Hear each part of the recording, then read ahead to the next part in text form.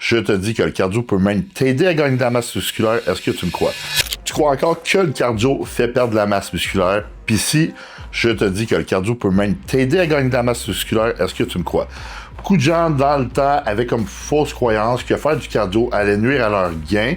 Pourquoi? Parce que tu crées une dépense calorique. Oui, j'approuve, tu crées une dépense calorique, ce qui veut dire que si tu es en surplus calorique,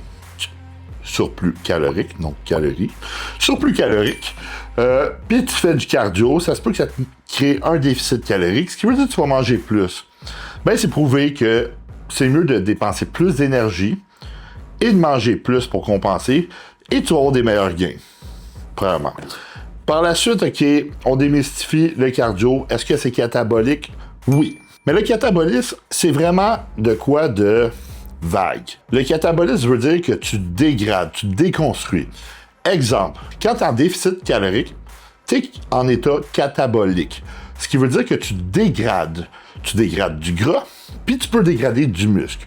Ce qui veut dire que si tu manges suffisamment de protéines, tu vas préserver tes muscles. Puis si tu es en hors-saison, tu manges un surplus calorique, ben les glucides, qui vont être ta principale source de calories, sont protein sparing, ce qui veut dire qu'ils épargnent la dégradation de protéines. Alors c'est pour ça qu'en préparation de compétition ou en cote sèche, on mange plus de protéines. Pourquoi? Pour compenser à la dégradation de protéines, vu qu'on mange moins de glucides, les glucides sont protein sparing.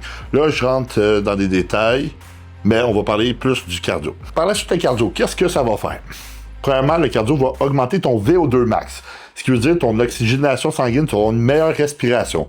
Pour ceux qui disent que je suis souvent essoufflé, ben, c'est normal, là, j'ai le nez bouché, je suis asthmatique, puis je pèse 270 livres en ce moment en mini-cote. J'essaie d'atteindre un bas pourcentage de gras. Alors, oui, c'est plus demandant sur ma respiration. Puis aussi, j'ai déjà eu une intubation à l'hôpital, pour ceux qui ne le savent pas, dans le passé. Ben, une intubation, c'est qu'on te rentre un tube dans les poumons pour te faire respirer parce que tu fais de l'apnée du sommeil, alors tu as besoin d'oxygénation sanguine. Si ils veulent te faire respirer quand ils t'endorment, ben, ils m'ont causé une embolie pulmonaire, puis depuis ce temps-là, j'ai un peu plus de difficultés avec mes poumons. À cause de l'embolie pulmonaire qu'ils m'ont causé, c'est un peu permanent les séquelles. Ce qui veut dire que oui, quand je fais du cardio à haute intensité, des fois je tousse, etc., c'est normal. C'était un des effets qui venait avec ce qu'ils m'ont dit, à cause que mes poumons se sont remplis de sang à cause de l'embolie pulmonaire. Et oui. Bon, on revient sur le cardio, là, genre mes histoires, on s'en fout. Le cardio, dans le fond, va améliorer ta respiration. Alors, si tu fais des répétitions sur un squat, puis tu es juste capable d'en faire 7 avant que tes quadriceps ou tes muscles, ou tu n'es pas capable de te rapprocher de l'échec musculaire parce que ton cardio, c'est de quoi que tu as de la difficulté, ben, en faisant du cardio, tu vas mieux performer sur ton squat, alors tu vas prendre plus de masse musculaire. Wow! Par la suite, le cardio va augmenter ta sensibilité à l'insuline. Meilleure sensibilité à l'insuline, meilleure répartition des nutriments. Avouez que c'est fou, pareil. Le cardio, ça a plusieurs bénéfices. En plus, je vais t'en donner plein d'autres. Le cardio va augmenter ta récupération. Oui, tu augmentes l'oxygénation sanguine qui va permettre d'améliorer ta performance. Par la suite, le cardio va diminuer ton mauvais cholestérol. Oh shit, on s'y attendait pas. Est-ce que c'est bon? Oui, c'est bon pour le cœur. T'es moins à risque de crise cardiaque. En plus d'entraîner ton cœur de cardio, qui va être moins à risque de crise cardiaque. Surtout quand tu prends des anabolisants, puis une shit tonne d'anabolisants. Si tu fais du cardio, t'es moins à risque de faire une crise cardiaque. C'est prouvé. Par la suite, c'est prouvé selon les études qu'il faut un minimum de 150 minutes de cardio par semaine pour obtenir tous les bénéfices côté santé cardiovasculaire. Alors, si on fait le calcul comme il faut, 150 minutes, c'est quoi? 7 jours. Si tu en fais 7 jours semaine à 20 minutes, c'est 140. Alors, ce serait pas loin de 25 minutes par jour, mettons. Ça serait de quoi de bon.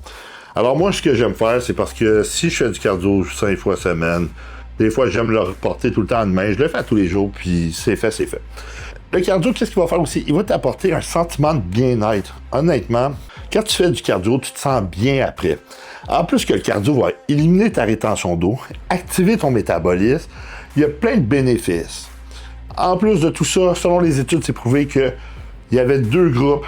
Un groupe qui faisait de la musculation sans cardio, l'autre groupe avec cardio. Celui qui le fait avec cardio a pris plus de masse musculaire. Alors, juste des bénéfices. Comme que je dis, il n'y a pas de raison de ne pas faire du cardio. Quand je dis du cardio, je dis pas de faire 2 heures par jour. Pourquoi? On va démystifier le pourquoi du comment. Faire du cardio à haute intensité, c'est pas bon.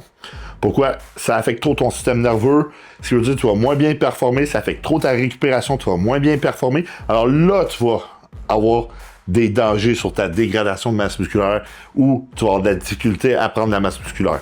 Par la suite, du cardio à intensité modérée aussi. Trop souvent, ça va faire la même chose.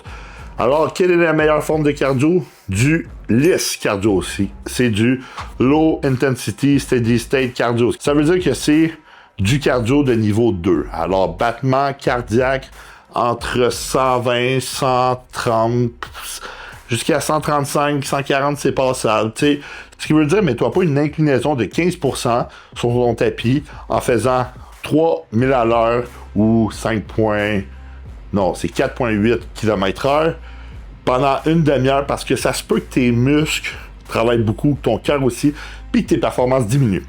En plus que si tu fais du cardio à trop haute intensité, ben, qu'est-ce qui va se passer? Ton cortisol va monter, tu vas être raqué, épuisé. Il y a tous ces facteurs-là, ce qui veut dire que ça se peut que ça nuise à ta perte de gras, que tu perds du muscle et que ça nuise à tes performances. Alors, il faut tout le temps préconiser le low intensity steady state cardio, comme j'ai dit, entre 120 et 135 battements minute, que faire du cardio à haute intensité. Par la suite, c'est sûr que si tu es 150 livres, je ne recommande pas ça.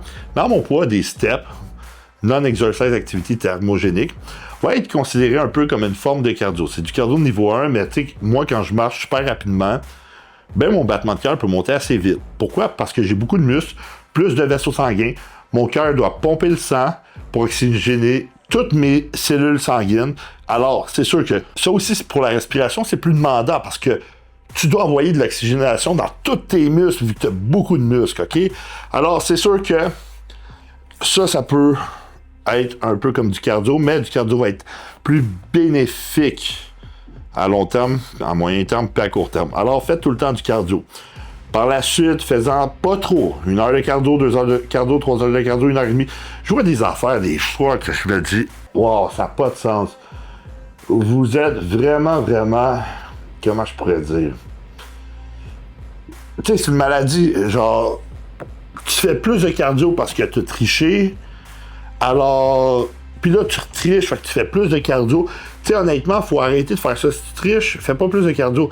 Tu sais, le cardio va juste t'épuiser puis ça va faire un cercle vicieux. Accepte que tu as triché. Fait que, tu sais, le cardio, il faut que tu t'en serves juste pour les effets sur la santé. Puis il faut pas que tu prennes ton cardio pour t'en servir comme déficit calorique. Oui, tu crées un petit déficit, mais ton principal déficit calorique va venir par la nourriture. Par la suite, je dirais ton non-exercise activité thermogénique et tes brûleurs de gras. Le cardio va brûler les calories, mais tu sais, je vois beaucoup trop de gens manger 600 calories, faire 2 heures de cardio par jour, puis pas perdre de poids. Moi, récemment, je vous raconte l'histoire, puis c'est arrivé plusieurs fois. J'ai un client bien stressé, puis quand tu es stressé, puis tu as beaucoup de stress oxydatif en plus, parce que tu entraînes beaucoup de drop sets, etc., ben, il perdait plus de gras. Puis on montait son cardio. Qu'est-ce que j'ai fait? Plus de cardio, juste des steps, monter sa diète, perdu 30 livres en un mois. Wow! Pourquoi? Parce que le cardio, ça peut créer un stress sur ton corps, un stress. Ça va augmenter ton stress oxydatif en déficit calorique. Mais hors saison, le cardio ne nuira pas à ta perte de gras. Au contraire, tu vas pouvoir manger plus, prendre plus de masse musculaire, rester plus sec facilement, mieux répartir tes nutriments. C'est de quoi de super efficace. Avoir une meilleure santé aussi en général. Alors, priorisez votre santé tout le temps en premier, puis si tu es en santé, tu vas progresser plus. Alors, conclusion aujourd'hui, le cardio ne te fera pas perdre de muscle.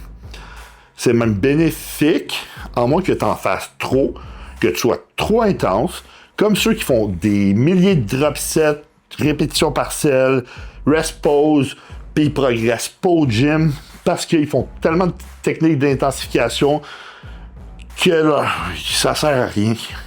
Tu progresseras pas plus. Fais des straight sets, puis rajoute toujours de temps en temps de techniques d'intensification. Faut que tu cycles tes entraînements. Alors, c'est le même phénomène avec le cardio. Trop, c'est comme pas assez. Faites-en juste pour votre santé en général. Par la suite, c'est facile. Perdre du gras, Vous jouez avec votre diète, votre non-exercise activité thermogénique. Vous pouvez prendre un peu de brûleur de gras. Par la suite, votre sommeil, il faut aussi qu'il soit optimal. Alors, si tu penses comme moi que le cardio est super bénéfique en prise de masse, qui ne fera pas perdre de muscle, qui va même t'aider à prendre du muscle, écris-moi en commentaire. Écris-moi aussi en commentaire si jamais il y a un sujet que tu aimerais découvrir. Oublie pas de liker cette vidéo-là si tu aimes ce genre de vidéo-là, puis pour m'encourager, parce que honnêtement, je fais des vidéos que personne ne font, où je parle de des sujets que personne parle, puis il y a aussi le fait que je dis pas de BS. N'oublie pas de t'abonner à ma chaîne, puis de regarder mes autres vidéos.